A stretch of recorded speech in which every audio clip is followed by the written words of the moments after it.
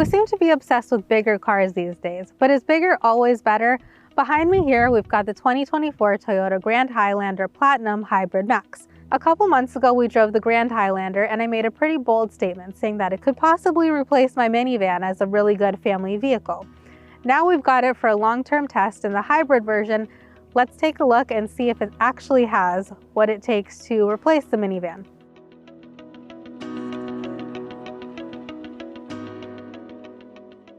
As I mentioned, this is a pretty big vehicle. It takes up quite a bit of space. It drives a little heavy, and honestly, it feels pretty big on the road too. So my next thing was, is this car gonna fit into my townhouse garage? Which I had a few doubts, but I didn't measure it, which obviously I should have, but I didn't. Luckily, it did fit. It's got a pretty good backup camera, and as soon as you put it into reverse, it'll go straight into the camera mode. But the weird thing is the camera also comes on when you're stopping at every red light or anywhere you have to stop.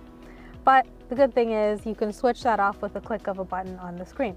The other weird thing is that when you come to a complete stop and the camera comes on, it turns your car into a color, and for some reason in this one it turns it blue. But I guess if you really want, you can change the color. So I think let's pick gold because we're fancy like that. So one thing I noticed really quickly after bringing this SUV home is the doors don't open very wide, but that could be because I'm used to minivan sliding doors and having the whole room to get in and out for my kids.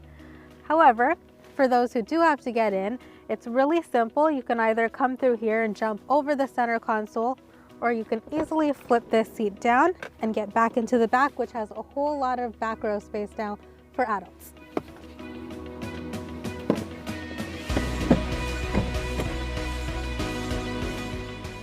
For a three-row vehicle, the Grand Highlander actually has a surprising amount of usable space in the back here with those third-row seats in use.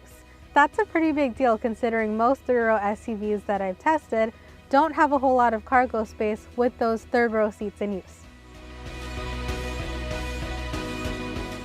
We've got the Grand Highlander for a couple months, so we've got some big plans for it, including a road trip as well as a couple comparisons. If there's anything specific you want to know about the Grand Highlander Hybrid Max, let us know in the comments or reach out to us on Driving. For Driving.ca, I'm Renita Narain.